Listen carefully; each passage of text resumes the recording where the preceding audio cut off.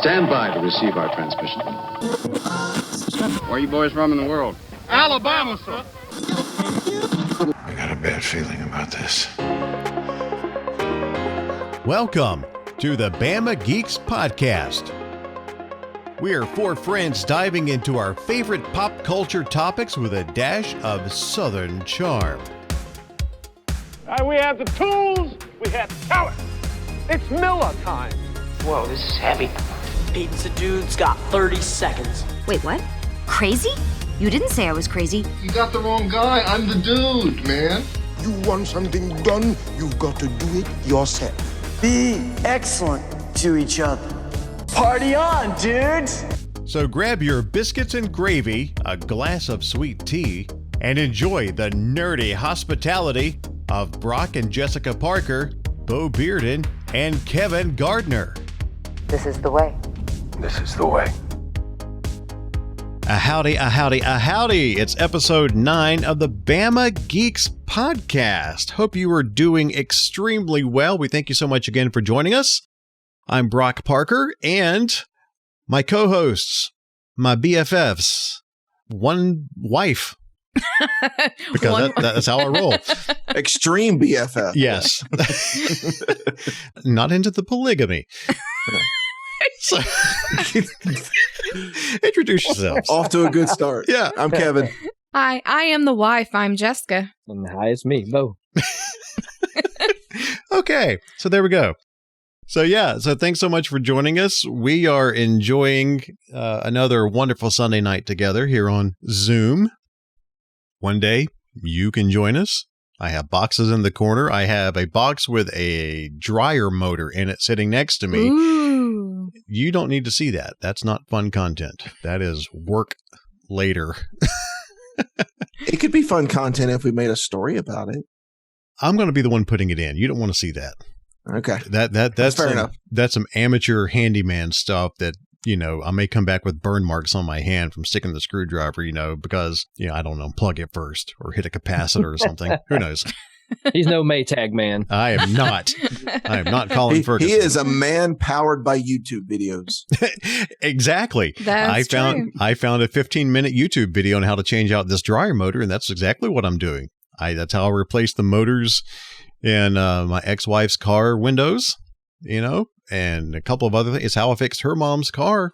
The latch on the interior door was broken.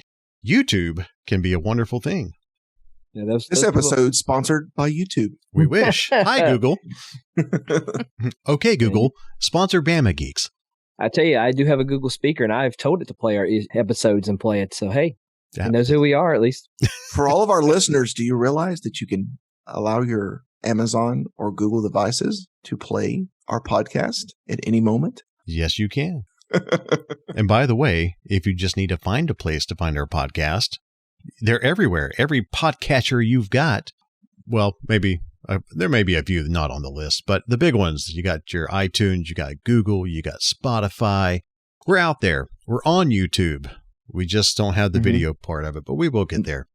And since we're plugging where you can find us, before we get into this episode's content, hit us up at Bama Geeks on Instagram, Twitter, and Facebook, and join the conversation. We had we finally released the trailer that got, well, not the trailer, but the section of the movie that caused a ruckus last time. Oh my! Mac and me in the gas station blowing up. So we posted that to the socials and got some good reactions off that.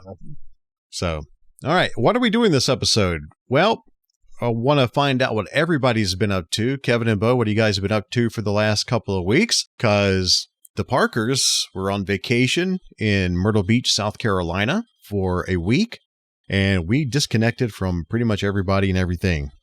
But we did do some geeky things while we were on vacation. We'll tell you about that. Kevin saw Black Widow. Jess and I saw Black Widow right after lunch today. And guess who hasn't seen it? Yeah. I wonder. But we are going to be extremely nice to Bo. We haven't told him anything about Black Widow. We're not going to tell you anything spoilerish about Black Widow. We will touch upon some very minute details that have nothing to do with the plot, nothing to do with the MCU. we're just going to give you our thoughts on it. So whoa. What's that? Wait. Before this, we agreed that we were going to talk about the musical number that happens about 3/4 of the way through the movie. Oh, snap. Why weren't we going to do that? It's so good to see Chris Evans back. It really is. Star Spangled Man with a Plan, reprise. It was wonderful.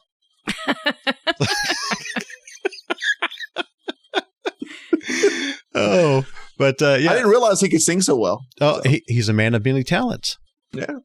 Tell me about the Minnie Pearl cameo was very, very exciting, though. Hey, howdy. We're not going to spoil anything on Black Widow. We promise. We will not spoil anything, but we will give you our thoughts on it. And then we are going to spoil Loki, as we always do. That's going to come up at the very end of the episode. So you're forewarned. You can bail if you haven't seen the last episode 4 and 5. Yep. Because by the time this airs, it will be the finale. Yeah. This episode of the podcast should release on the finale day for Loki.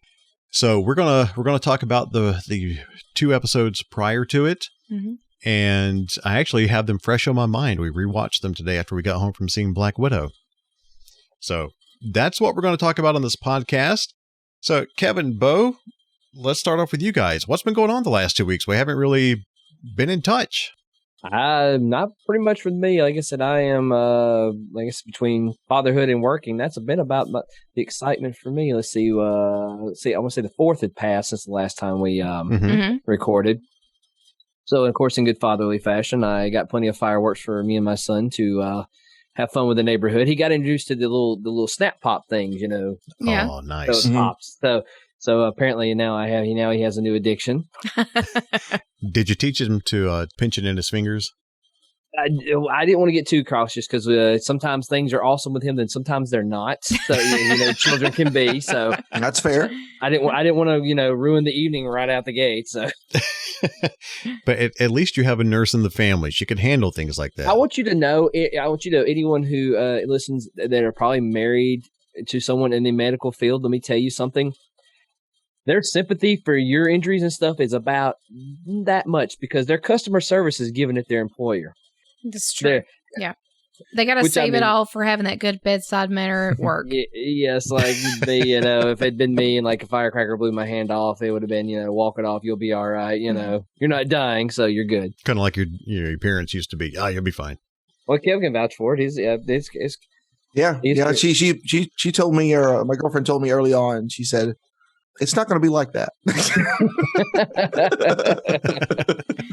I was like, well, okay then. I don't get a payday for your injuries and your sickness. Yeah. But beyond that, also, I've been still slowly working away at the Legendary Edition of Mass Effect. I've been playing on it. I'm about quarter way into Mass Effect 2, which is my favorite of the trilogy, but it's good. And beyond that, in my obsession with old commercials, which I will tell you, my mother gave me an old VHS tape that has some of my father on it to show Oliver. My father passed when I was younger, so that's now we have a way to show my dad. Oh, okay. But on top of it, it has my 8th and 9th birthday on it, where I am wearing an Alf shirt in my 8th birthday while we're getting some real Ghostbuster toys. I'm gonna try to get a screen capture and I'll send it to you guys. And if you want to share it, share it. Please do. And on top of that, at the very end of this VHS tape, there's a recording of when NBC did a airing of Swiss Family Robinson, which movie was cool. But I watched all the old commercials, and one of the best commercials was for the network broadcast premiere of Return of the Jedi. Oh, that was one of the cool commercials. I'm going to try to edit it out and eventually get all the old commercials. So, but beyond that, that's my wild experience. Dude, that's awesome, man.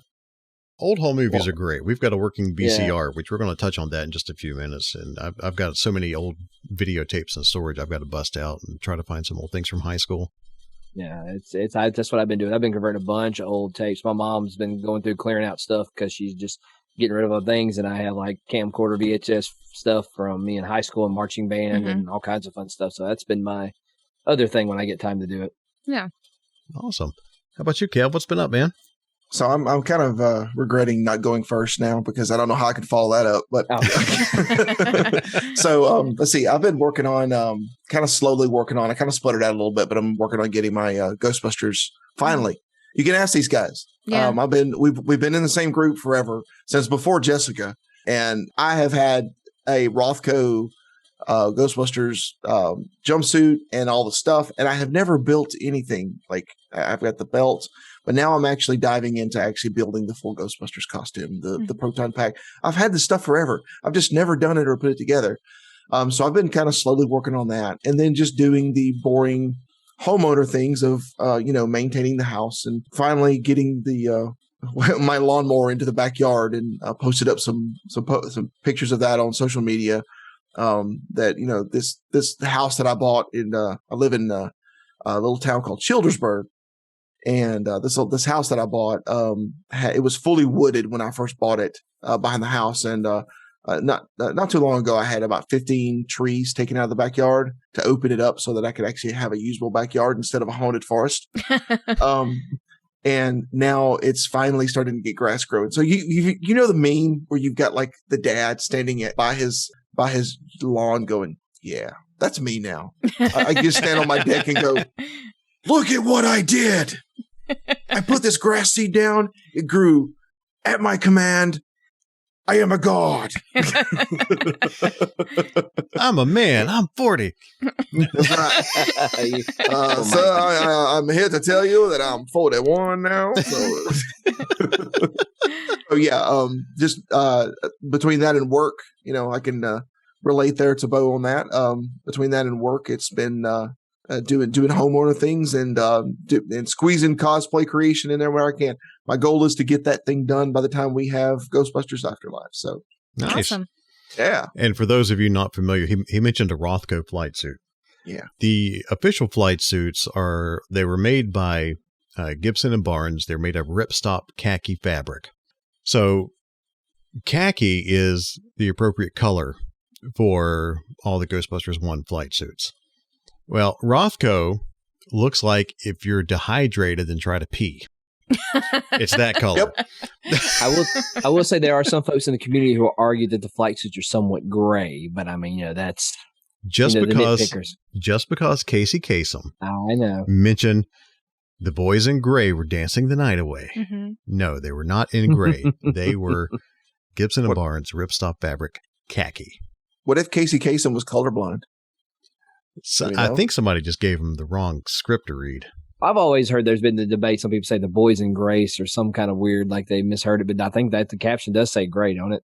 I have to rewatch it. I haven't watched it with the caption in forever. Yeah, and I should because I watch everything with closed caption now.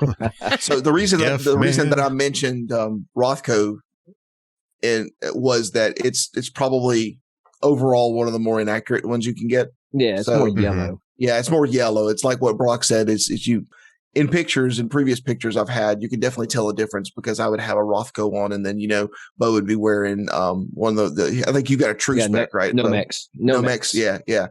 So I'm upgraded to a true spec. So, yay for me. It's going to be awesome. Hey, we're not costume shaming nobody. No, what you do is make you happy. Yeah. We're giving you a description of the color of Rothkos. Yeah. So if you are a Ghostbuster costumer and you do have a Rothko, this is the only time I'll ever beg you to upgrade because the Rothkos look bad. I will say there's some really good flight suits though. Yeah. Rothkos are amazingly good flight suits. Well, I've seen the people use the other colors. They're lightweight. They're cool. They're just the wrong color. So most Ghostbusters costumers go with True Spec or Nomex. I have a True Spec. Because it has pockets. I was about to say. But what was funny is that remember when I got mine and I had to go have it altered because, the feet, my legs were not as long as the flight suit. So I had to go have that one altered just a little bit. And it still drags a little bit. So yeah, I'm sure. I like my Nomex, but I do miss the True Spec has awesome like side zippers where your pockets would be. Mm-hmm. Yeah. I really miss those. That's one of the few things I do miss from my True Spec. It's like when we get the dress and we realize it has pockets. Exactly. That's what I'm saying. Now we know what you ladies are talking about. That's right. Don't you guys love it when we go off script? We start just talking about whatever. Hey, that's the best content sometimes. It's kind of like when you take pictures. Jess doesn't understand how much or to the extent of why I love candid photos. I mean, posed pictures, everybody smiling and nice are good. But I love catching those candid photos where the person does not really know you're taking the picture and you get their natural, real expressions on their faces or, those are the best shots. I love candid shots more than anything. Especially in today's modern age where, used to, now you can take a picture, phone doesn't make a sound or whatever, back in the day, you try to get a candid picture, it's click, then and then you get. Yeah, if you got the DSLR. Yeah. Yeah. You took my picture. Well, too late.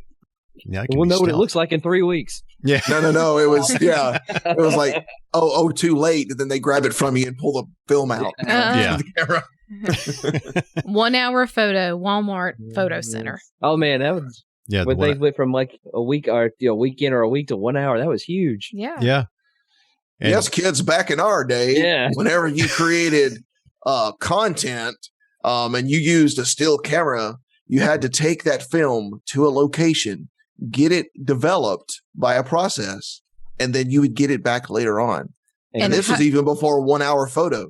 So and hope that the picture turned out. I was about to say, yeah. There was none of this. Oh, let me take another one. Let me look. Oh, let me take another one. Nope. You had to go on that and hope for the best. And they were usually garbage. So that's you. And the thing is you paid for garbage. So I hope it's a positive thing about Walmart.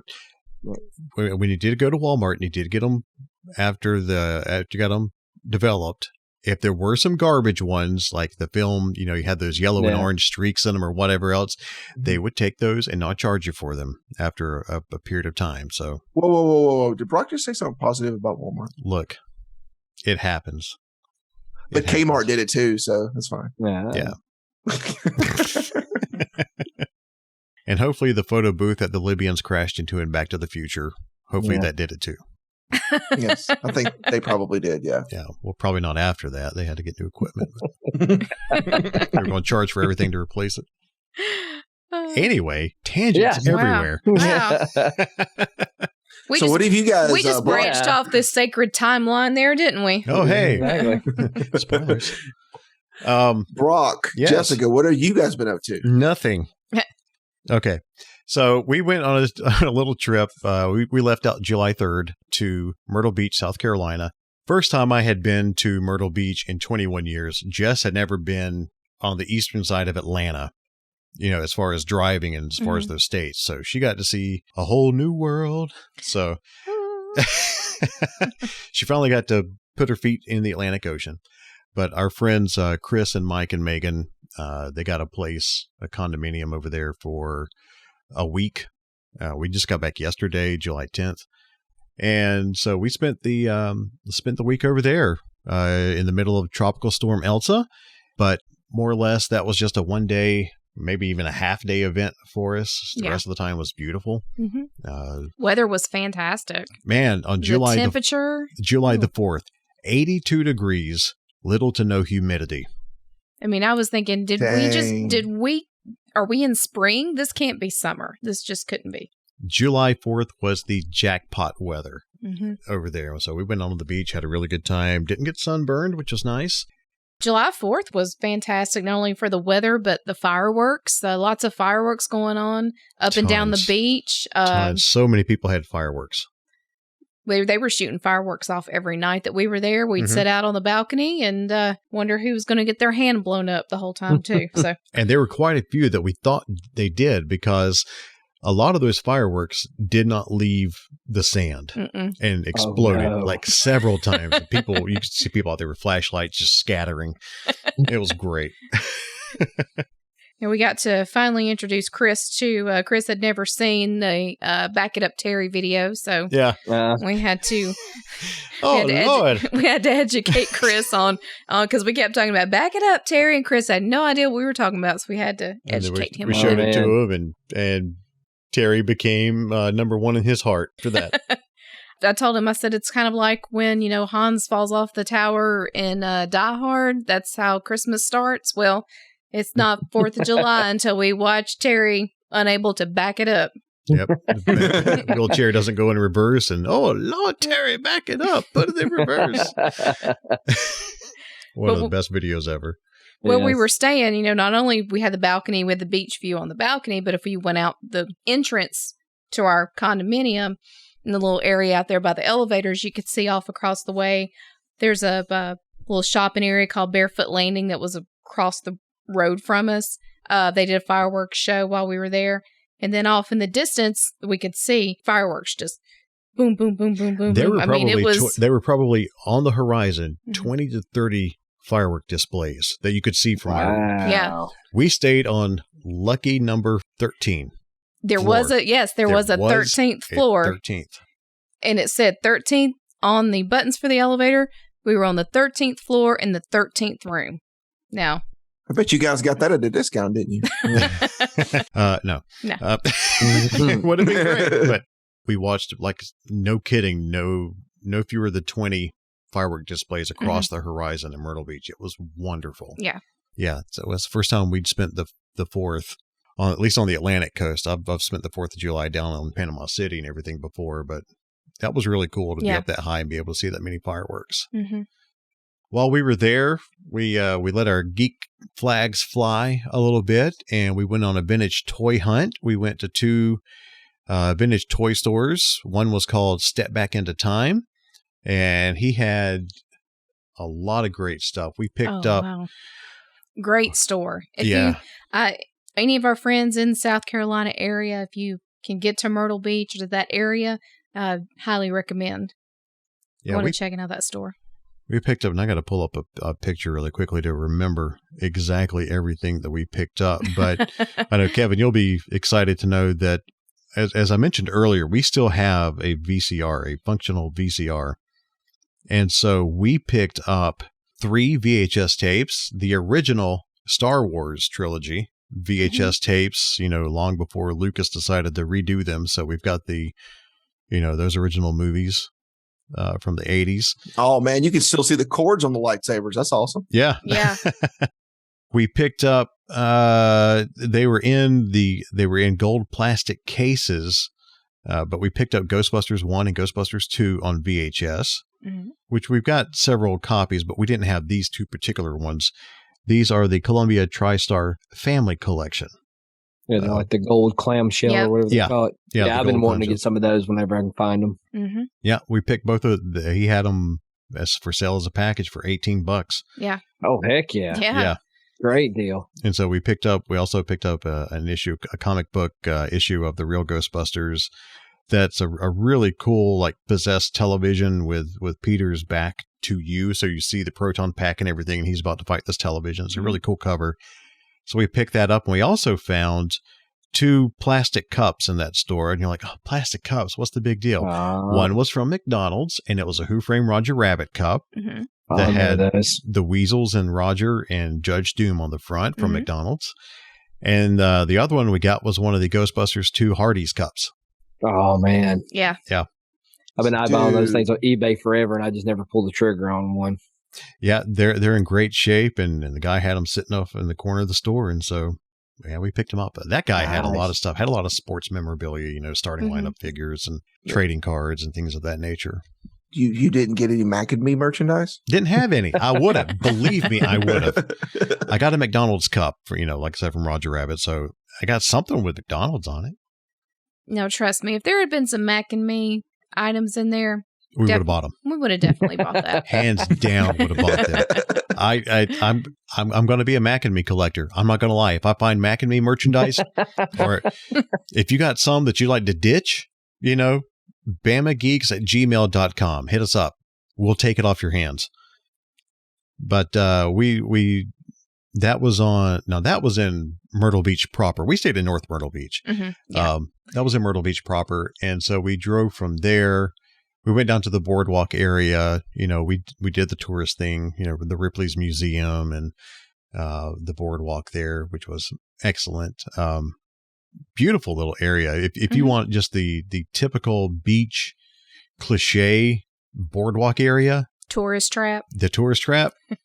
Yeah, big Ferris wheel down there. It's really cool. It really, I grew up down in South Alabama, right near Panama City Beach. We had a place down at Panama City, and it just, you go down to Alvin's Island and some of those older gift shops from the 80s down there. That's what you found. Mm-hmm. There was one store called the Gay Dolphin that had been there since the 1940s. Yeah. It's like the original gift shop for Myrtle Beach. We went in there. You cannot move in that store. Could not. There's like 3 floors, and it is that typical beach shop. The tacky souvenir beach shop. I mean, there's no other way to put it, and there's no other way to describe it. Yeah. It's great.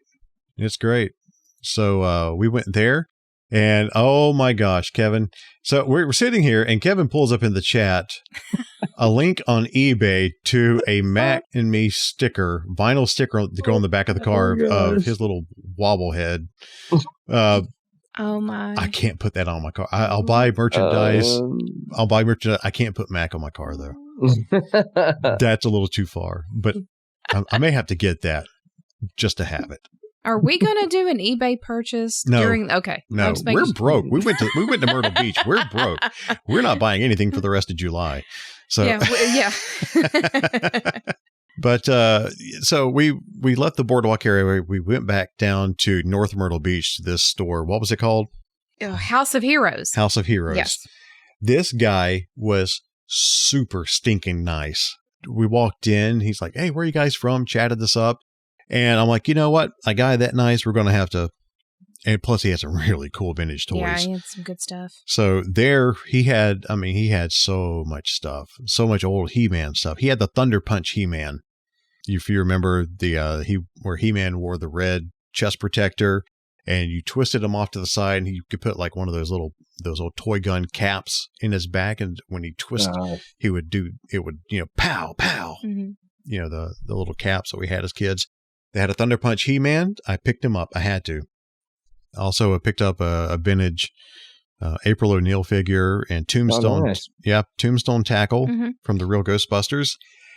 And the nice purchase that I got was from the Real Ghostbusters toy line was the Ghost Sweeper. Oh yeah. Yeah. Mm-hmm. Really? Yes. I did not remember that toy. I'm not going to lie. I did not remember it. But it's like a street sweeper that goes along. It collects ghosts. It came with the ghost with an intact proton stream. The thing still has the proton stream, and it came with the box. Yeah. The box was really the one thing that just had the most wear and tear. The toy itself, fantastic condition. Yeah. And then along with that, it's advertised on the box of the Ghost Sweeper, Egon in the black flight suit with the purple and the orange accents. That's advertised on the box. He actually had that Egon figure for sale, so I picked up the Egon figure to go along with it. Guys, I'm looking at a picture of this. I just pulled it up while he was talking, and I really want to see this thing in Ghostbusters Afterlife. I want to see them going down the street. It's like a little 2-wheel, like it's almost like a Zamboni, like an evil looking Zamboni. Yeah. I want to see them like going like slowly down the street of that little small town. Come here, I'm gonna get you. Yeah. Yeah, but it like I said, it came. It's in great shape. It's not mint, but it's in great shape. It works. And like I said, the big thing on here, the proton stream is intact. It's not broken. Yeah. That is rare for a Real Ghostbusters toy from back in the 80s. Especially what, 30, they're 35 years plus now, aren't they? Yeah. Mm-hmm. Yeah, yep. Brock kept reiterating that point quite often. The proton stream is intact. Yeah. Like, hey, what was the topic of conversation for the whole trip? The proton stream works. It's not broken. But yeah, so we did that. And a lot of people who do conventions know Oliver and Terry Holler. Mm-hmm. If they have a DeLorean that they take worldwide. They've taken it overseas. They've done it. The car has been everywhere in the U.S. They do a lot of conventions. ToTheFuture.org. You can find them there. They do a lot of fundraising for the Michael J. Fox Foundation.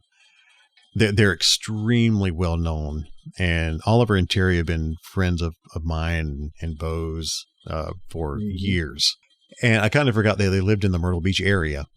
And so Steve Clark, the gentleman who runs the Back to the Future website, the official one, he messaged me. He's like, "Hey, you guys are in Myrtle Beach. You need to hook up with Oliver and Terry." And I'm like, "That's right. They live here." And then the next morning, got up and had a message from Oliver. "Hey, you're in town. Let's do dinner." And I'm like, "Hey, great." So we got to go hang out with them. That was the first time Just met them. Mm-hmm. And you want to talk about two sweetheart people. Oliver and Terry have been some of my favorite people for years. And thankfully, they did drive their DeLorean time machine to dinner. So Jess got to get inside and look around. It's the first time she's been inside of a DeLorean like that. Yeah, we pulled up in the parking lot at the restaurant, and they were parked up there right close to the front door. Yeah, and we're sitting there eating dinner, and the DeLorean is sitting right outside of our window. And nobody's giving it two thoughts. We could glance out the window, and just people are everywhere taking pictures of the car and stuff. I mean, Oliver on his Facebook account, he keeps a photo album of whenever they go out driving. He's constantly pulled over by police, constantly. So he's always trying to take pictures. He's taking selfies, usually hanging out the side of the car when the police have their lights on, and the police are just wanting their pictures with the car. And he's got an album full of those things. And Jess was like, "Hey, people are out there taking pictures of your car." He's like, "Yeah, I know." It does draw a little bit of attention to itself. Yep. And they've got a Mr. Fusion on the back where you can stick donations in. And we got out there. That's awesome. Yeah. And we got outside, and a couple of people had stuck a couple of $5 bills or whatever in there for, Team Fox. Yeah. So, yeah. But it was great seeing them. I have not seen Oliver and Terry in that last Pensacola convention that we went to, Bo, where it was just sweltering hot. Yeah, Oliver did. There was a discussion about that con, that weekend of that con. Yeah. 6-7 years ago? Yeah, it's been a while. It's been, and Steve, probably 7 years. Yeah, 7 years sounds about right. Yeah. And so, yeah, we talked about the convention and asked if he was going to go back down to, he's like, "That's not Pensacon, is it?" I tend to avoid Pensacola conventions because of that. And I said, "No, Pensacon is good. You can go to Pensacon, you know, and bring the DeLorean there for a fundraiser." But yeah, the other, I don't even remember the name of that convention, but it wasn't Pensacon. It was another Pensacola Comic Con or something. Pensacola Paracon. That's it. Paracon. That's it. I don't know if they're still in business, but just based on that one experience, it's not one that I would ever consider going back to, because it was 100 degrees inside the building the entire weekend. It was in like an ag center. Yeah. It was sweltering in August, and people were passing out. Robin Shelby, who played Slimer in Ghostbusters 2, she was there with her husband, Sean. Robin went to the women's bathroom, and somebody had passed out on the floor in there. I mean, it was brutally hot. So that was the last time that we saw Oliver and Terry. So it was great to reconnect with them and have dinner with them. So I'm so glad I finally had the opportunity to meet them. Yeah, they're sweet people. Super folks. Yeah. Man, you don't get much better than Oliver and Terry when it comes to just being people, good people. Mm-hmm. So we were thrilled to do that. But on the way home, we did kind of an Alabama connection. We are Bama Geeks, so we're naturally going to find something hopefully to talk about that relates back to our state. We're driving back through Georgia yesterday, and we went down to Jasper County, to the Jasper County Courthouse. How does this relate to Alabama? Well, my cousin Vinny, which is based in Alabama, actually did a lot of the filming in the Jasper County area. Monticello, Georgia. And that's why I'm not saying the name, because is it Monticello or Monticello? Yeah. I don't know. I think it's Monticello. See, this is why it said Jasper County. So, I mean, I'm not going to die on that hill, but I mean, I think it's Monticello. I'm sure our more their local dialect, Monticello. Monticello person. Place. Yeah. So Monticello, that's where they filmed, outside the courthouse, the Jasper County Courthouse, where they did a lot of filming for my cousin Vinny. Like at the end of the movie where Vinny's trying to escape the courthouse and the judge comes back out. That was there. We stood in that spot. I'd actually done some work inside that courthouse 21 years ago, when I was working with a networking company out of Atlanta after I got out of the Air Force. So I'd been inside that courthouse, but also about 10 minutes down the road is the Sack of Suds, where the crime that set up the whole My Cousin Vinny plot took place. So took Jess down there so she could see the sack of suds. But yeah, every bit of that movie, as you know, is based in Alabama, but it was primarily filmed in Georgia. Mm-hmm. Right. That's what we did for the weekend. Yeah, and I really appreciate Brock, taking that slight detour on the way home to give me a chance to check out those filming locations. I'm all about filming locations. I love to see places that were in movies and just kind of put myself there. So thank you, honey, for doing that for me. Oh, you're welcome. And don't get me started on how many Walking Dead locations we've been to. Have mercy. I am a stalker for the Walking Dead locations. It is true. Which is funny. You're going to get to see more and more filming locations since apparently the Southeast has now become the place to film. So hey, I'm not complaining. I'm glad, and I'm happy for that. I am happy that that we're getting that, because hey, Bruce Willis was just here right up the road from us here in Bessemer. About a week or so ago, filming a movie. So it took a lot of self-restraint not to be one of those weirdos wanting to holler out and be like, Bruce. Did it not? I was like, dude, it's like Bruce Willis is like in close proximity to where I live. That's awesome. I mean, and then a couple of years ago, we had John Travolta shooting that Trading Paint movie. It's just really weird to think about people coming, around here to shoot movies. So that was that's what we've been up to the last couple of weeks, and we are putting the exclamation point on our vacation week, like we said earlier, by seeing Black Widow, which, man, go see it.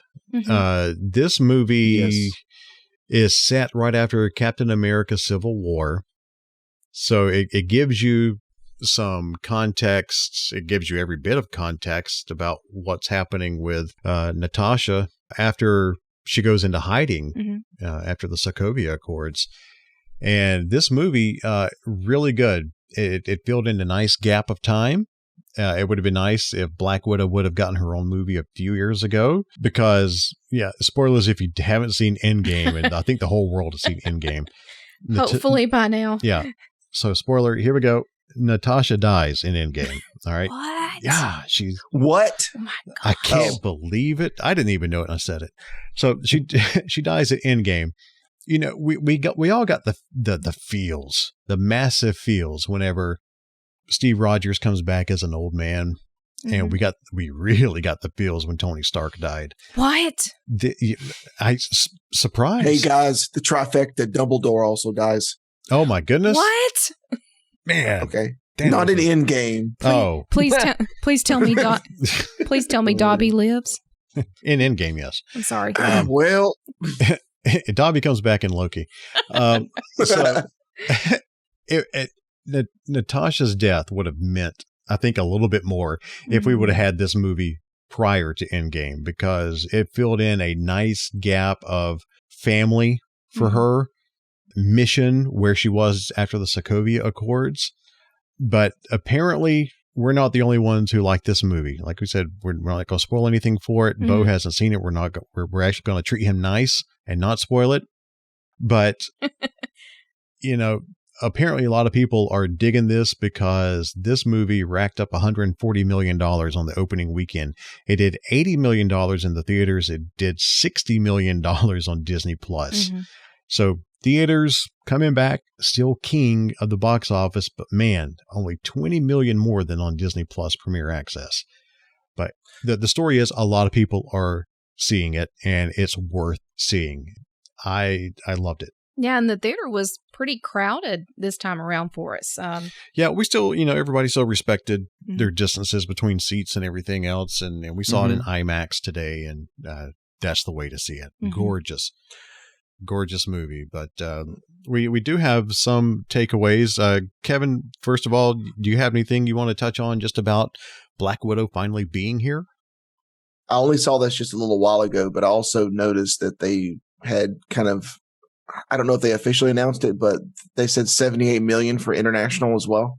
Oh, wow. The international gross. So almost as much as domestic for international.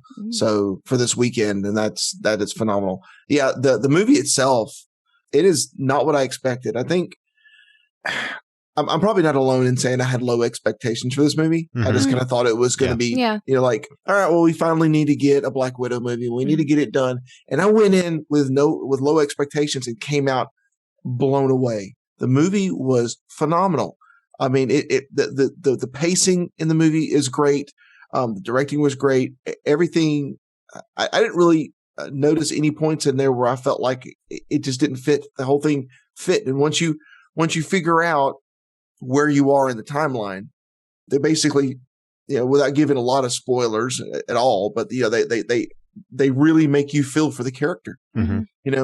And it was one of the things we were talking about in our pre-show is that it, like Brock kind of touched on earlier, it would have been really great if we'd have got this earlier on. Yeah. And we would have had a more of an emotional bond to her, so that when the bad thing happened in Endgame, that really would have torn at us. Because, I felt really bad that she died, but at the same time, I watched this movie and I'd have been like, you know what? I felt kind of robbed because we had this emotional connection that you absolutely developed with her in this movie. If we'd have had that back 3-4-ish years ago, like maybe right after Civil War, Endgame would have hit so much harder. Yeah. I mean, it was sad that, when Natasha died in Endgame, that was a sad enough death. Right. This would have put it where I cried. Yeah. Because of how much depth they gave her character in this movie. And it's long overdue and it's well deserved. I know for years, a lot of people were griping about, Natasha doesn't have a movie. Black Widow doesn't have it. There's no really heavy female centered movie for the MCU. And this movie checked that box tremendously. This was such a female centric movie. And I loved every moment of it. Yeah. It's not one of my top MCU movies, but I loved it. And I love the fact that this movie was primarily female and it was wonderful.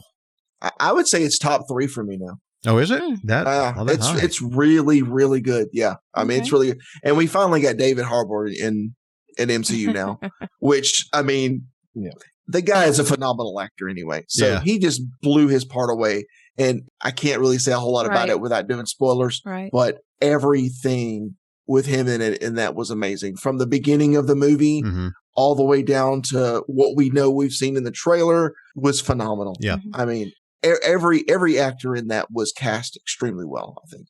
And if there's anybody who needs to cosplay as Red Guardian, David Harbour's character is Ryan Dole. Mm-hmm. I mean, yes, he looks like David Harbour.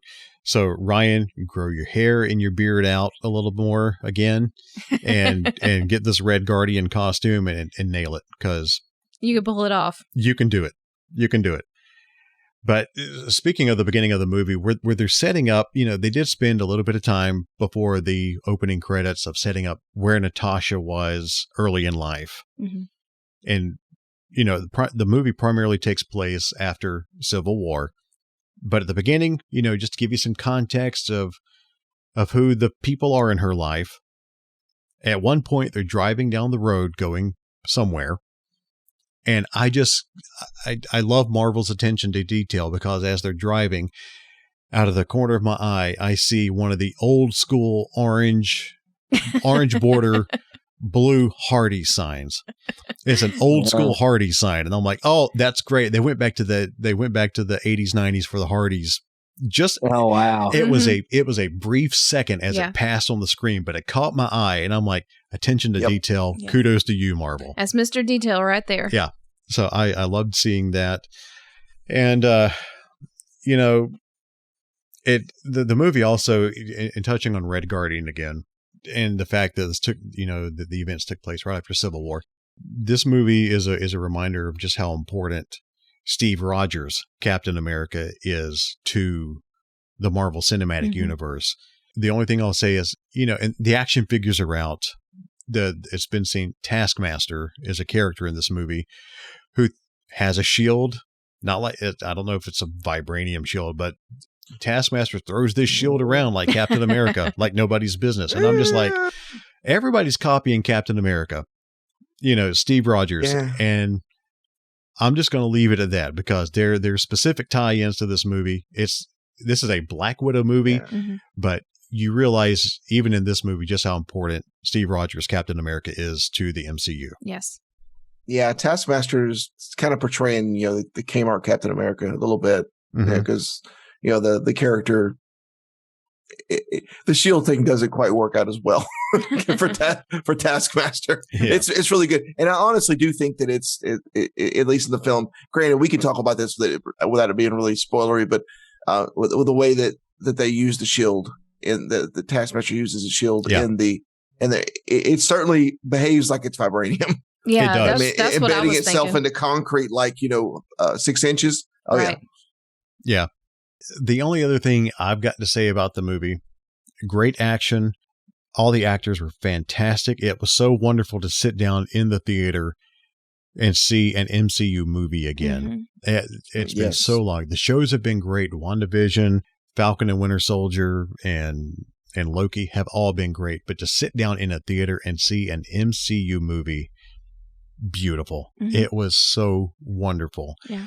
It takes place after Civil War, shows you what Natasha's been up to after she went missing after the Sokovia Accords. So you're like, does this movie advance the MCU in any way, shape, or form? You get an answer to that, even though this movie takes place after Civil War. And that's where I'm going to leave it. Very good. Yeah. Touched on that very nicely. No spoilers. There is an end credit scene. It's a typical Marvel movie. There is an end credit scene. You need to see it. And that's all I'm going to say. And I always love to see people getting up and walking out. I'm like, don't y'all know what happens here? I'm like, you don't leave. You don't leave. We've been through 20-something Marvel movies now. We're a decade into this. Sit your rear end down until after the credits. Unless you've seen it before. You obviously don't care. You're obviously not a Marvel fan. You don't care what's going on. You're ready to leave. Don't leave. It still won't beat Deadpool, though, where they were doing the trailers and they were selling it as he was trying to sell it as a romance movie. And then you had guys that were taking their, dates there. And then they would get into the beginning credit scene where he starts talking about Deadpool stuff, right? And you started seeing people getting up and walking out because it was like, what do they expect it to be? Titanic? There are no floating doors here, okay? Of course, didn't he do the post-scene credit real well? Basically, the Ferris Bueller thing. Ferris Bueller, yeah. And that was in I remember that from being in the first movie. Honestly, I have not seen the second Deadpool movie, but you need to watch it. It's good. Whoa, man, it's fun. Deadpool doesn't scratch my itch. I'll put it that way. I'm not a Deadpool fan. No, he's. I love Ryan Reynolds. That's fair. That's fair. Yeah, and because you like what you like. Because it was not connected and it was just a little bit more vulgar, I tended not to gravitate towards that. And that's just me. We did see, of course, some good previews before the movie. We're looking forward to the Snake Eyes movie coming out. Give me Snake Eyes already. Come on. We saw an ad on YouTube earlier today before we went to the theater, and it was an advertisement for Snake Eyes, G.I. Joe Origins.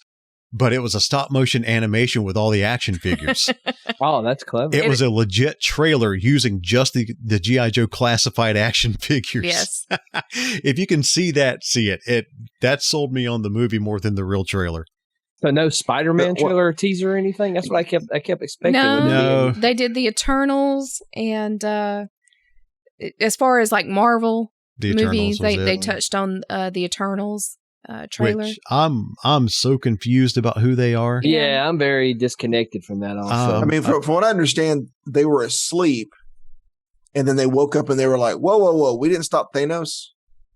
And then that's where we start off. They feel bad because they weren't around or something. I don't I don't know much about these characters. The MCU is about to take a turn towards the magical and the mystical that I'm not going to say doesn't appeal to me, but I'm not familiar with in Marvel. It's grounded. I think that's their kind of, When we're having to pull together multiple properties that didn't start together. And what's the best way to do that? Let's do magic. Yeah. And we'll magic it. And it's like the TVA. But I will say, I mean, granted, we haven't gotten really into talking about Loki yet. Yeah. But I will say the way that they've done the TVA, they've kind of kept it, even though it's Loki, they've kind of kept it grounded. Yeah. For the most part. So, yeah. And, you know, and I'm just one of those people that I've never been a heavy comic book reader. And, you know, there's so many. The thing about, you know, you have all these comic books that have all these different storylines and they take these different arcs and just the storytelling has been so vast. I'm not a comic book reader.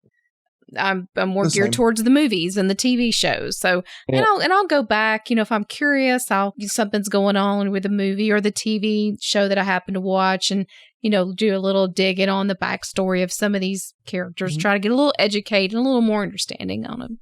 I just depend on the smart people from YouTube that have some of the more popular channels that just explain to me what all this means. Yeah. The more grounded stuff, I know more of the Marvel now. For the more wild, crazy, out there stuff now, you throw me in the DC stuff, that's me. You know, I've watched enough of the animated stuff. I know all their crazy stuff. Mm-hmm. Of course, if I really want to know something, I know who to ask, and that's Rookie. He'll take you down that rabbit hole, and he will definitely give you backstory if you ask for it on something. But make sure you have time, yes. Because it's not going to be a short explanation. No. We're going to dive into elaborate. The deep history of it, which I appreciate that about him. He has that love for that, and I appreciate anybody that has that deep dive and that love for the comic book side of it. Yep. Speaking of Rookie, one of the favorite things that he does to any of us who are fortunate enough to be his friends on Facebook is every once in a while he will just come up with he'll take a picture of something in Arabesh. Arabesh is a language in Star Wars. That's what the Empire uses, and this is, you know, that's the language. He just translates Arabesh on the fly. Yeah. And he'll just read out what was written in Galaxy's Edge on Batu and down in Disney. He will just take a picture of it and just translate it for us. Yep. Yeah. Like, that's our Rookie. Oh yeah. But yeah, from here on out, we got the Eternals it's coming out. And then, of course, down the road, we will have the next Thor installment and the Guardians of the Galaxy. So those will kind of bring those more, you know, familiar characters that we've had over the years back to us in some way, shape, or form. Yep. We've got the Eternals coming out in November. The new Spider-Man movie should be out before too much longer. Yeah. Yeah, so it's the back half of 2021 looks really good for just movies and entertainment in general, but yeah, especially for Marvel. Yeah, I'm looking forward to being back in the theaters and all that, coming back in and having those experiences again. Yeah, it's about time. I agree. Yep. So, speaking of time. Oh, listen to that. Spoiler warning. You know what we're about to get into.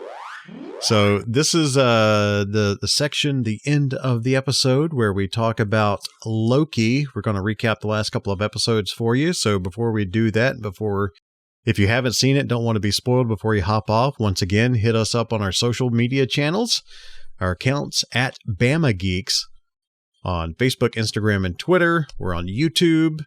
If you want to reach out to us over email, bamageeks@gmail.com is how you can find us. And we've had a lot of fun interactions lately, especially with the bad movies. But now we've given you some good movies to talk about. You know, go see Black Widow. And now you've had time to hear the spiel. The spoiler warning siren has gone off. It's time to jump into Loki. The last 2 episodes before the finale. And after we got back home from seeing Black Widow today, we jumped right into rewatching them so my old brain could remember things from the episode before last. So, yeah, we're still pretty good on episode 5, but wanted to go back and revisit 4 again before we had our discussion tonight. You know, guys, I am so glad that my theories were wrong from the last episode. I had some pretty outlandish theories that seemed like they made sense, and then in typical fashion, Marvel said, "Yeah, no, we that last sequence was supposed to make sense, and now we are going to have them come back to the TVA, and we'll move from there." Yeah, but I thought you had good theories. I mean, I thought they were really good. Well, thank you. I appreciate that. It was interesting. And now I have stopped making theories because things are the things with Loki now are moving at such a fast pace that it's like, all right, so they brought them back, and now we've got a ghostly, gaseous demon dog that's in the. It's like, all right, I give up. This is just. I'm just going to sit down and just enjoy the ride at this point. I have no clue what's going on. It's just amazing. So yeah. Episode 4 was a good one. That's where they learned that Sylvie has let everybody know that, pretty much everybody in the TVA is a variant. Mm-hmm. And that's where I didn't notice it in any other episodes prior to this. But, when they're in the Marriott Marquis, anybody who's been to Dragon Con knows that's the big hotel. When they're in there doing their research, that's the first time when they first showed that area and they show the top of it and they're tilting down, and if you've been to the Atlanta Marriott Marquis, you know what that hotel is. You see it, you know what it is, but then they get down to the level that's more clerical, where all the research books and stuff are. And they got the timekeeper statues in the middle. And that's where where they blended it, and it doesn't look like the Marriott. No. Well, in this episode, and I didn't catch it in the prior one where they showed this area, but when Mobius when he's got the tent pad. Yeah, the tent pad. When he's got the tent pad and he's looking down and he's seeing evidence that they're variants, he's standing on that barcode ink toner colored carpet of the Marriott. I saw it at the same time there too. Yeah. I'm like, yep. Okay. So they're shooting this in the Marriott. There's no doubt, because that carpet is indistinguishable. If you know that carpet, you know that carpet. But it's still how they made the background look not like the Marriott. Yeah. But yeah, he's definitely standing on that barcode carpet. But a lot of good twists and turns in that episode. Also, then appropriate for Loki, he falls in love with himself. Yeah. I mean, come on. That's just for the God of Mischief. There's really only one person that's going to be good enough for him. Himself. Hey, Sylvie's attractive. I don't blame him. Now, the thing is and granted, this is a little bit into comic territory. They've been hinting pretty hard on Sylvie in her costume. Now that she's progressed to where she's no longer wearing the veil and the cloak and everything, you can see more details from her costume. And some eagle-eyed fans have pointed out that a lot of the costume design that we're starting to see on her costume is from the Enchantress, which is the character they're saying that she could potentially be based off of, and that she may actually be the Enchantress. Now, this is not Kevin making one of his crazy theories again. Okay? I didn't make this theory, guys. This is all over the net. But there's a possibility that, with this final episode, we may see Sylvie is not quite what we thought she was. Like the whole love and all that, the feelings and whatnot that we've seen may not be what we think they are. That's and if there's any theory that I'm going to put out there, it might potentially be that, because I kind of feel like we may see a bit of a turn with her. But it just depends on what Marvel's decided to do that character. They may have just decided to say, "Hey, the Enchantress and Sylvie are the same thing in the MCU." Yeah. We don't know. And they may never mention this ever again. But on some of the details in her costume, like on her gauntlets, there are circles, like concentric circles that go up and down her gauntlets on the outside, which is the same type of symbols that you see on the Enchantress in the comics. So, I mean, you know how MCU is with Marvel. When they put some money and effort into a costume, then they want you to see these little details. They make it obvious, but not obvious. So if you were to be some of those eagle-eyed folks, then you pick it out, and then you can kind of jump to conclusions. So then maybe they're wanting us to jump to conclusions on this, or maybe it's kind of foreshadowing. Yeah, we don't know. What was it? I'm trying to get them all together now, because I watched the 2 episodes together. Right? Was that the same one where you find out they came and got her? The TVA came and took her. That's why part of her vendetta. Yeah, this would have where we saw that a clear shot of her gauntlet was in episode 5 when she was in the car, when she was in the pizza car with Mobius. You can actually see her put her arm up, and you can see it. That's one detail I didn't notice. I need to. I'm not going to go back and watch it for a third time, but yeah. Yeah. I would have known this if the eagle-eyed and comic book readers of the internet, the stalwart folks, had not made review videos of this and pointed it out. And I'm like, that's cool. Now I can act like I know what's going on the podcast. And yeah.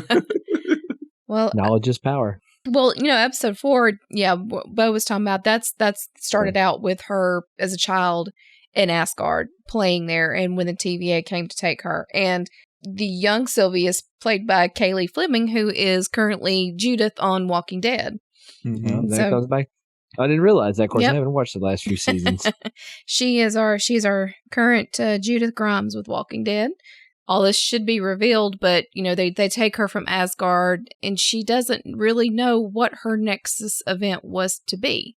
Why did they take her? And that's another thing that Ramona had mentioned to her. When she asked her what was her Nexus event, and she said she couldn't remember. Which I don't know if she's being forthcoming with that or not. I don't know if she's just telling her she doesn't remember, or does she actually not remember? Did that not kind of remind you of Thanos? Or, he's kind of like, I don't even remember. You're talking about when Wanda confronts him about how you took everything from me. Yeah, he didn't know. I don't even know who you are. He made the comment, I don't even know who you are. I think, what is her name? Renslayer. Mm-hmm. I think she remembers, because there's no way she has someone get away from her. She's not going to remember every detail of that case. Yeah. Mm-hmm. There's a purpose in this, and I'm like, get to that point where it's like, I really want to know, what is it about Sylvie? What is it about her in particular that she is so tied to, and this has affected her greatly? Just based on what I've been able to research and everything, this has got to be all tied to Kang the Conqueror.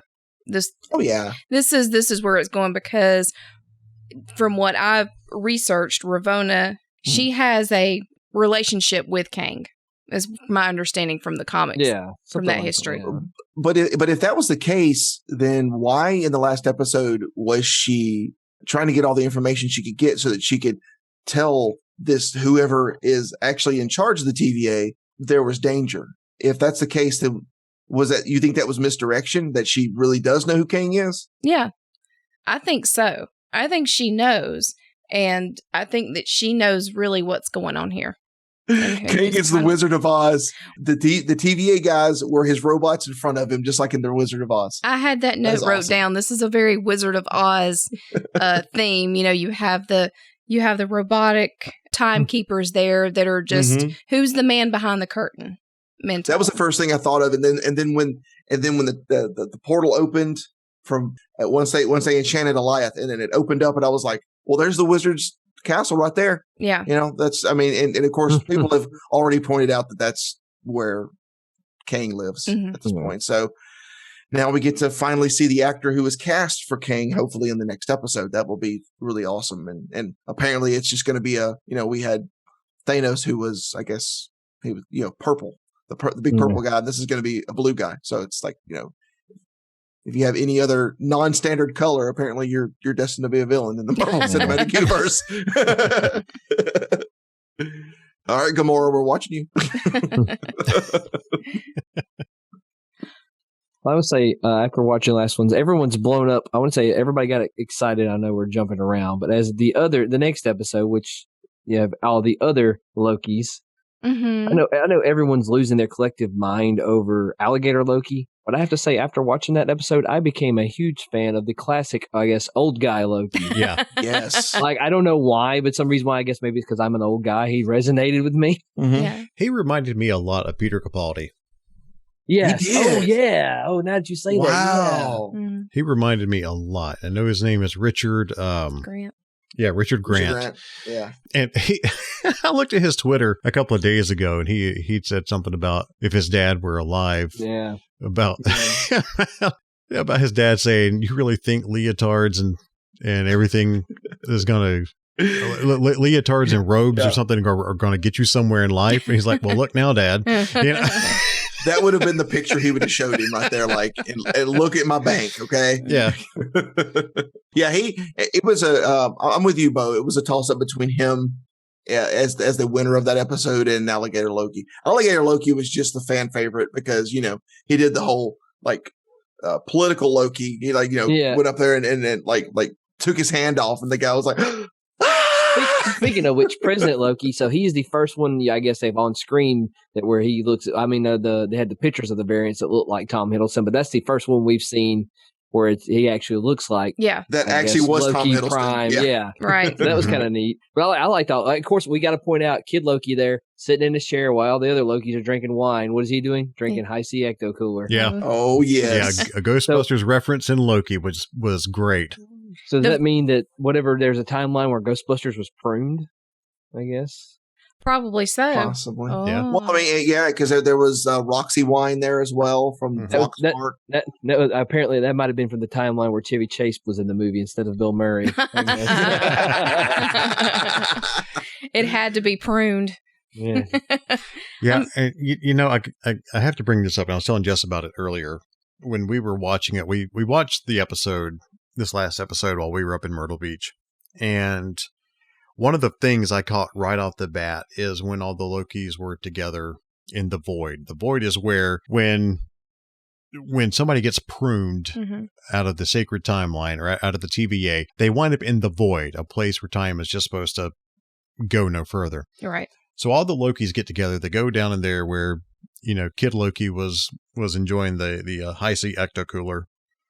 There's I think it was behind Classic Loki. There's a video game there, and I caught it right off the bat called Polybius. Mm-hmm. I think I'm saying that right, Polybius. I remember years ago hearing about this game, and what I remember without doing any research on it, you guys correct me if I'm wrong, if you know about it. But from what I remember, it was this video game that existed, but nobody remembers it well. Yeah. It's like people are like, oh yeah, I think I played that, but in reality they didn't. But Polybius is a game that is said to have been created, but nobody can really remember. And this is in real life. This is not in the show. This is in real life. Nobody can actually remember this game.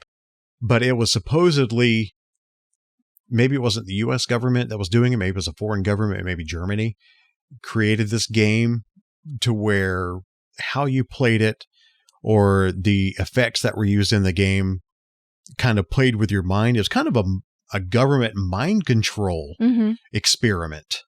Yeah. Which the fact they would have that game in the middle of Loki, something that messes with your mind, somebody else is controlling you, mind control, I thought it was appropriate. Plenty of Mandela effect, I guess, thing in the Void. Yeah, something to that effect. I did want to correct you though, Brock. Okay. Even though they call it the Void, it is actually where they go is actually someone's reality. It was the reality of the kid Loki. That was actually his world. Is that so? That's why he says it's home. Yeah, that's his home. That was okay. Actually because they actually mentioned in the episode this was his kingdom. Okay. So when at the end of the episode, when the older Loki, who is the wizened one, was actually pulling up Asgard and that was actually the bones of his civilization. That was actually wow. I didn't realize that. Yeah. Okay. So that was actually his Asgard. So yeah, it was someone's world, and at some point the TVA decided, okay, this is the reality we're just going to use as our junkyard. So I don't know when that decision was made, but I'm sure it wasn't the TVA that did it. It was most likely Kang, because Kang put Eliath there to take care of everything, who was also the guardian of the door to his house, like his garage door or whatever. Yeah. If you think about it, I mean, I guess of the time-altering events, Kid Loki would probably be the most guilty with him killing Thor, because that's the reason for why he was pruned. Yeah, that was his Nexus event, yeah. So I want to know what the Nexus event for the alligator was. The alligator Loki. There's got to be something. Yeah, I mean, they mentioned something about it, but I mean, for all we know, it was a joke. But I love the fact that they can actually, the older Loki can actually understand what he's saying. I want to know. I want to know whose cat he ate. That's what That's what I want to know. He ate Spot, Data's cat from Star Trek. Like I say, I was fanboyed before we were recording. I have to say, with all the stuff that existed that shouldn't be existed, the fact that now in the MCU, in some shape or form, Thanos Copter has existed, yes, so many people like me so happy. Like it's one of the most absurd things in comic book history, but I'm so glad that it's there. Yeah, Thanos has to get around A, on a helicopter. B, at one point he's arrested by the NYPD and put in handcuffs in the comics. It's like, what? yeah. Okay, no. Essentially, what it was I think the writer they got to write that where they involved Thanos. He didn't really know that much of Thanos. Yeah. So he just was like, oh, he's this cliche bad guy. So he rides in a helicopter and, he's able to be arrested by the police. But some other Easter eggs before they get into Kid Loki's lair, you pan down through and you see what's happening in the dirt from the entrance down into the lair. And you guys, what is happening in the dirt? Well, we do see a shot of Mjolnir there in that wreckage, along with the frog version of Thor. Yep. Which is Throg, isn't it? Yeah. Throg. Throg. There was a note that on the glass jar that he is trapped in, you see T365 written on it, which is a nod to Thor issue 365, where it featured Loki transforming Thor into a frog. And they say that you can hear the frog screaming or making a sound, and Chris Hemsworth said that is his voice being used. That's awesome. For that. Now, my question is, in that same shot that they're tilting down and you see all this stuff, why are there so many like cafeteria trays in the dirt? They said that that's like the same trays that were from the TVA. But why they're there? So they literally use that as their dump. Yeah. If it's supposed to be the dumping ground, that would make sense. Yes. There's a lot of school cafeteria trays. Well, if everyone at TVA is a variant, I guess therefore, that they got to get rid of their trash and use stuff somehow, or somebody at the TVA. It makes sense because there is so much junk on that planet. Mobius shows up in a pizza car. This tiny car that says pizza on the side, and it's got this slice of pizza on a spring going back and forth on top. Where is that from? Some people have joked that that's like is that supposed to be a Pixar Easter egg? The Pizza Planet. Pizza Planet. Yeah. I think that was supposed to be a not so subtle nod at that a little bit. Okay. I knew we were going to be in for a ride when the first thing we see when we are panning past the wreckage is the Lighthouse of Alexandria. Mm-hmm. Yeah. And I'm like, and then we get through the episode and we see the pyramids of Giza at one point. Mm-hmm. There was a Sphinx there. And then, of course, it gets about midway through and they're about to go and try to take on the big baddie there. And then a battleship just drops out of not just any battleship, the air. The USS Eldridge. Mm-hmm. Yes. Which back in, World War II? There was a kind of a UFO conspiracy that this ship, the Philadelphia experiment, something like that, yes, where the ship was supposedly hijacked by UFOs, or they said it was sitting somewhere. Mm-hmm. It was sitting in some harbor or something, and nobody could ever see it. And so it was like it had been picked up by UFOs. That apparently in the show was kind of a little Easter egg to that event, that showing what happened to the USS Eldridge. Yeah. Oh, that's awesome. Yeah. Also, wouldn't Ronan's a version of Ronan's ship is like in the ruins there too? Yes, Dark Aster. Yes, that's what people pointed out too.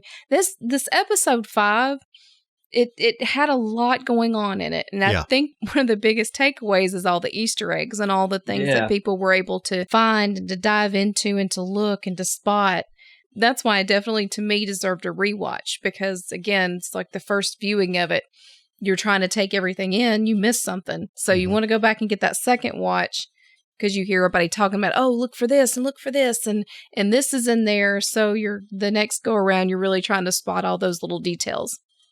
I think the reason they went so Easter egg heavy with it is since this next episode is going to be the finale, it's going to be still zany, wonky Loki, but it's going to be more serious because they're going to be looking to give us a little bit of finality to it so that we can hopefully establish who's going to be the next big baddie in the MCU. Yeah, because right now there's no, outside of Marvel's animated What If show, and we'll touch on that as it gets closer to time for that show. outside of that, there's really not another Marvel show on the horizon, right? We're jumping back now into movies now that pandemic's, hopefully on the way out. Yeah. What they do now is going to start being reflected in the movies. Well, I would hope so. It would make sense if anything's going to be heavy-handed in to kind of be part of what's going on in the movie. I think Loki makes the most sense because he was, part of Phase 1. I mean, he was the.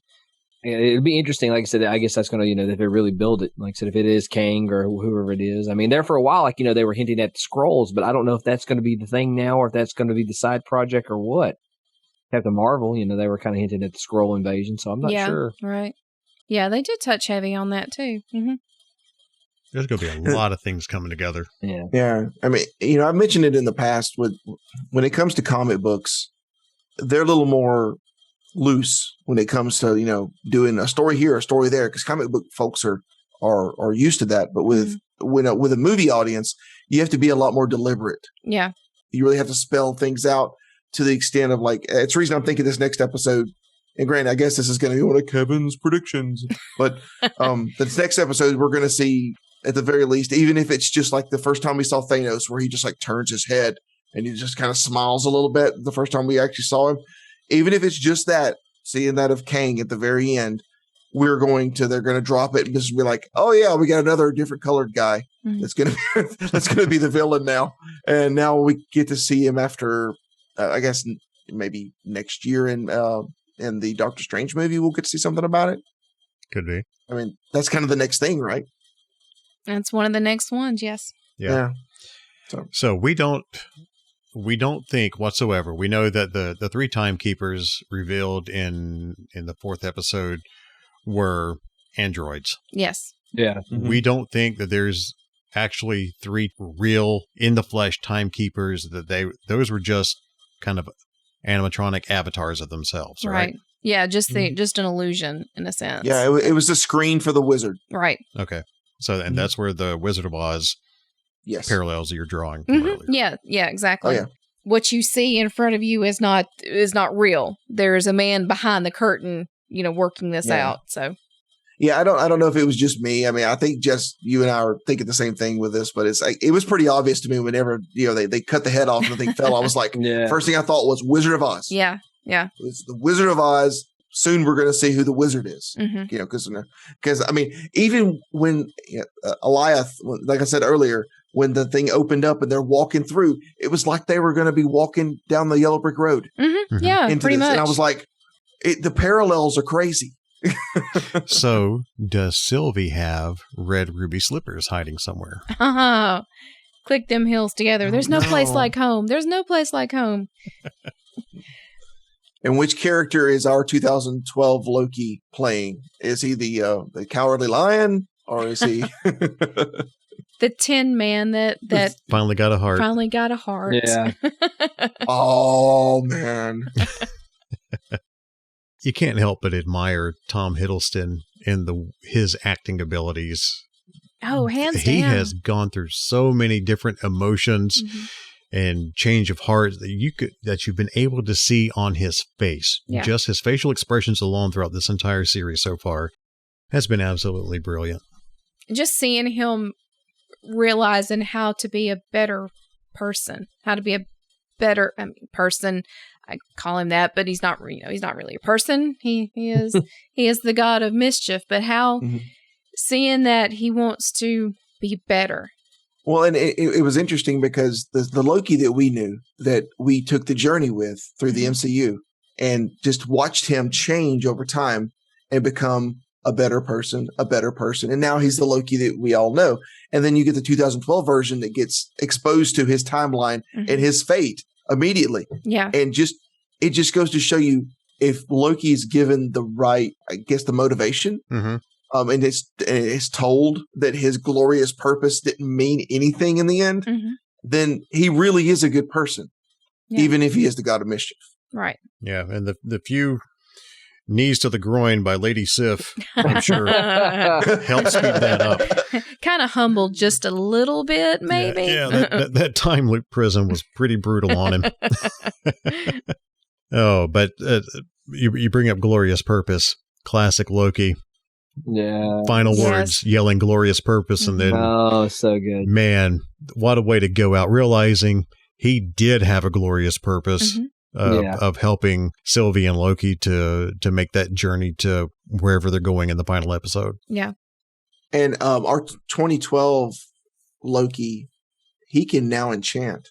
Mm-hmm. Oh, yeah. He now knows how. Yeah. So I wonder if that's going to come up in the last episode.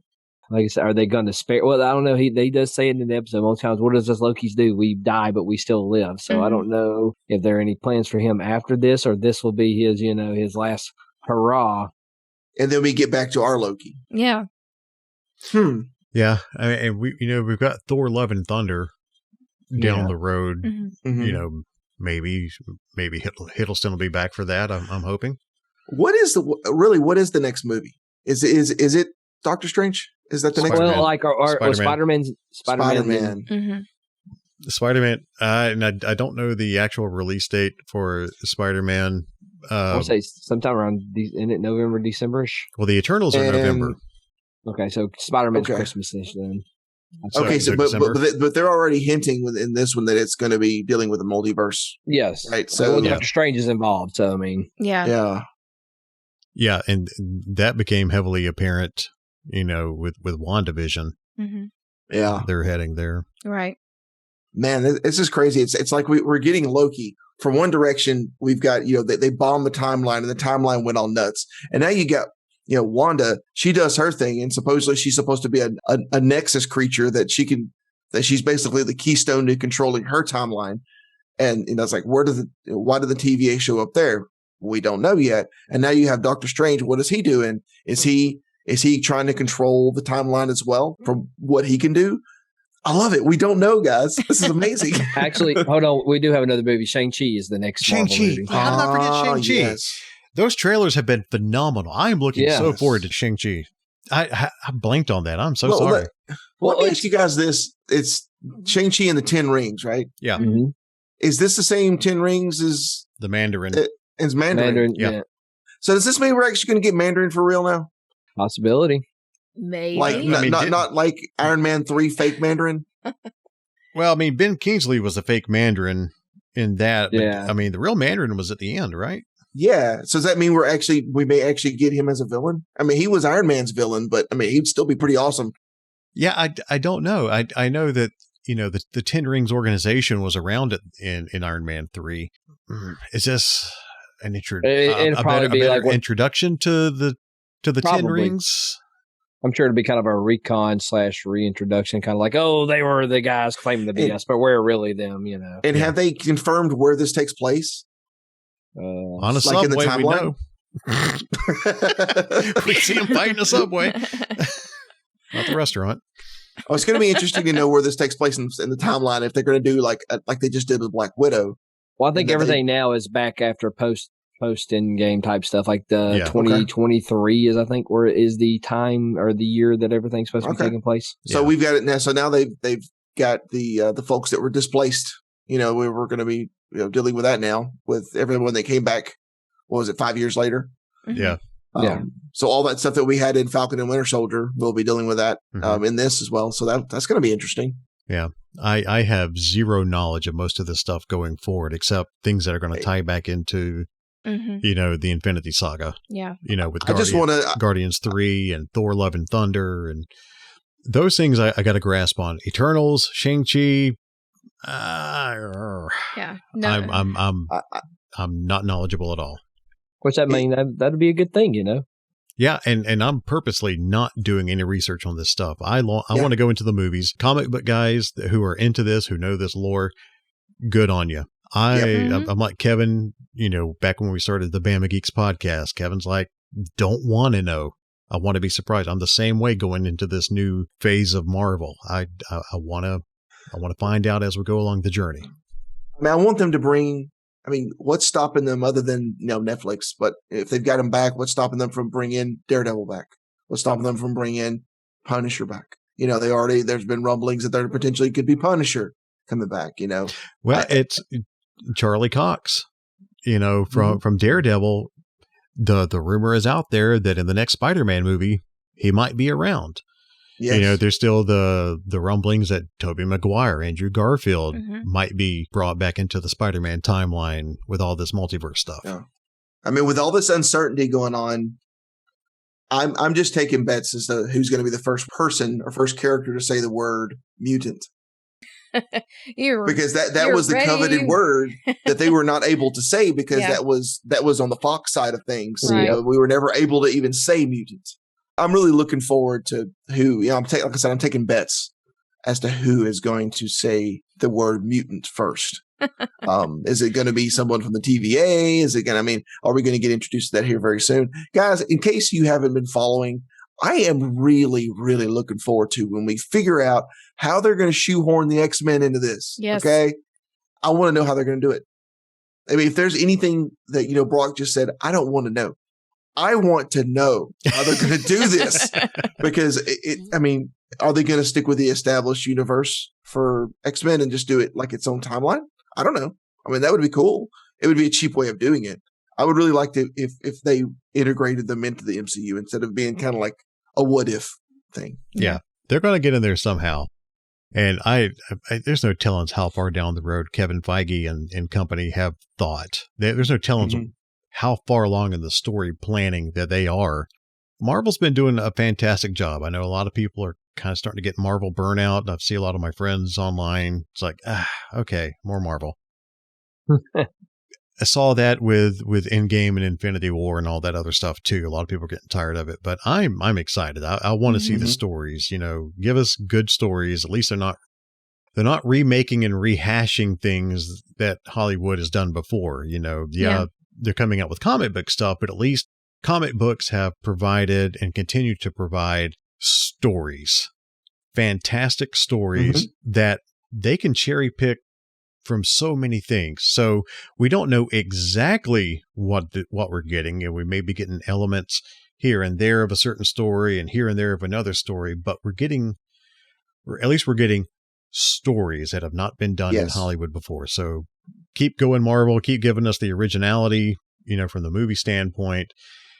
But I mean, they may be in phase 15 by now as far as planning, for all we know. We don't know how far they've gone. Yeah. And how does this stuff not get out? Like, how does it not leak? I mean, that's some amazing security if they've got this planned out as well as they do. That's amazing.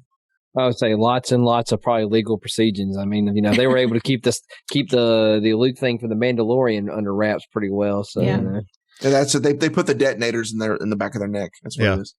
Yeah, exactly. Well, it's just like Jason Reitman and Sony and Ghostbusters Afterlife. We don't know jack about this movie so far, and that's the way I love like that too. Oh yeah, yeah. We know we got mini Stay Puffs, and we know Paul Rudd can get his hands on the trap. And there's a gunner seat and a really cool looking farmhouse and a kid named Podcast. Yeah.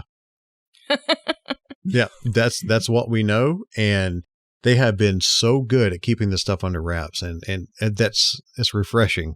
Yeah, maybe it's just that Hollywood's getting better at that. Could be, which is hard to do in an online society. Yeah, or that is now more traceable to find out who does it. So, well, anything else on Loki? No, just looking forward to seeing how all this plays out in the end. What is going to be revealed in this season finale that will be airing the same day that this podcast drops. So we will be recapping a 2-week-old episode of the finale the next time, I'm sure. And then I don't know, maybe we can break away from recaps after that and start hammering on a lot more local, maybe some more Alabama stuff related to pop culture and entertainment, which is, what we've done. Like we said, we talked about My Cousin Vinny and everything, but it's going to kind of be a little bit of a lull. It will be. I mean, we have just a bit of a preview. At some point here in the near future, we're going to do a little segment of Alabama's tie-in to Labyrinth. Yeah. We actually have a tie-in to Labyrinth that we're going to regale you guys with. So stay tuned for that one. Yeah. Yep. There's more movies tied into Alabama than just Forrest Gump and My Cousin Vinny. So, but we got lots planned. The Marvel shows are wrapping up outside of What If we dive into that, which we'll touch on some of the things that that we know are coming up in What If. I believe that's coming out in August. And we'll touch on that. We're not going to stop reviews or anything like that, but. And Brock, we're forgetting this, and it depends on what your opinion of this is, but we have the Robert Pattinson versions of the Batman movies coming out next year, and those look phenomenal. Hey, from what I've seen, I'm on board. They released that trailer of the Batman.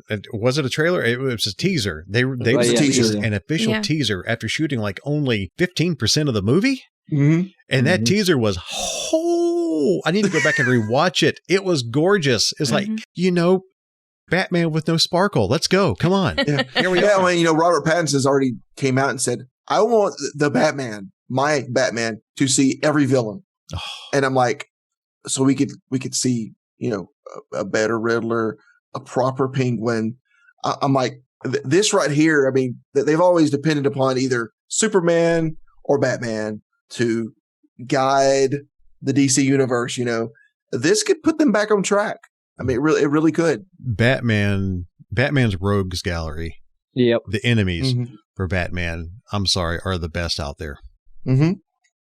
That's the DC fanboy in me.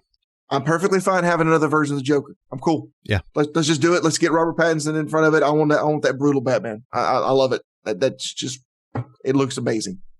One thing I like about the Batman is it's going to be a detective noir movie. Yeah. I don't think it's going to be too much of an origin story because Lord knows we don't need another Batman origin story. We've had those. We know. Christopher Nolan nailed it with Batman Begins. That's still Batman 89 is tied for my number one. The Dark Knight tied right there with it, but Christopher Nolan's Batman trilogy is phenomenal. And we don't need another story, but a young Bruce, a young Batman, detective, noir style, that I cannot wait to see that version. So we have that to look forward to. So, you were mentioning the lull with Marvel. I think DC's going to fill some of that hole a little bit, at the very least in our discussions and whatnot. The Suicide Squad, James Gunn's Suicide Squad is coming out here very soon. And Snake Eyes, G.I. Joe Origins is hitting this month as well. And give me that all day long. That looks phenomenal. I love how that looks. So I cannot wait. I've got all the action figures pre-ordered. The G.I. Joe Classified, Snake Eyes Origins. Yeah. All those figures. I'm sorry, honey. The bank account's going to take a hit when the figures come out, but not too big because they're not releasing that many for this movie. That eye roll that I just saw. Oh my God. I just know this is coming. So, it is what it is. I'm on the side of the street with my pencils and my tin cup. I'm selling them, trying to bring in a quarter here and there. There is a plasma center that is opening up in our town too as well. Yeah. Hey. Yeah. Hey, there we go. That blood money. Dude, we saw the building for it the other day. It's physically built. So as soon as they get started, we're going to pull a bow. We're going to go donate plasma to fund these new G.I. Joe figures. Oh, Kevin, you'll enjoy this. Before we get out of here, Season 2 of the Mandalorian trading cards, those sets came out recently. I had them pre-ordered from Big Bad Toy Store and wound up getting those here at the house while we were on vacation. And if you bought the box, they're in a tin that is the child. It's a child-shaped tin, and guaranteed one autograph or one sketch card in each tin. So I wound up getting 2 autograph cards. The first autograph was Chris Bartlett, who was the teacher droid in season 2 of The Mandalorian. And I'm like, I didn't know who he was outside of being the teacher droid, but it turns out he's like the C-3PO fill-in for a lot of these other Star Wars projects that Anthony Daniels is not doing or has done. He's been the fill-in. I think he started off as like a 501st guy, but he's now been brought on. He played a couple of other characters in season 2 of Mando. But the other autograph card that I got, I was so happy. Misty Rosas, Frog Lady, on a Frog Lady card, her autograph. And So cool. I jumped for joy when I got that. I'm like, I got the Frog Lady. So, yeah, got her autograph. I know she played Quill as well, but to get her as the Frog Lady on her autograph on the Frog Lady card was really exciting for me. Nice. Yeah. Now, if you'd have gotten it for like the season 1 trading cards, if you'd have gotten her autograph for Quill, that would have been like jackpot. Yep. Yeah. I haven't collected any cards from season 1 of Mandalorian, but I did wind up doing like the Topps Authentic 8x10s. And I did wind up pulling Cara Dune, Gina Carano, an 8x10 of that. So despite what many people feel about her or whatever else, I love that character, and I was super happy to pull that as a mystery 8x10 signed by her from the top politics aside, the character is phenomenal. Yeah. You know? Oh, yeah. So I just thought you get a kick out of that. I got Frog Lady autograph. So, well, guys, anything else you want to touch on before we ride off into the sunset? No, I think I'm good over here. All right. Apparently, everybody else is too. Everybody's like, "Look, it's getting late. Come on, man. We got to get back into work mode tomorrow after a week off." We're over here muting our mics and competing on yawns. Yeah. At this point, so, we love you guys to death, but we always record this kind of late. So, and especially after it's been a week-long vacation and a long drive yesterday, and yeah. So we're going to wrap this up and get it pushed out to you hopefully in time for the season finale of Loki. And hope you guys have a wonderful couple of weeks until we talk to you again. So thanks for listening. As always, at Bama Geeks on all the socials, bamageeks@gmail.com if you want to reach out to us. We'd love to hear from you. Thank you so much for all the interactions and all the downloads. The analytics are looking really nice. And we really appreciate the support. So much appreciation. Thank you so much, everyone. Yep. Hit us up, say hello, we'll say hi back, and we'll catch you next time. Bye, everybody. May the force be with you.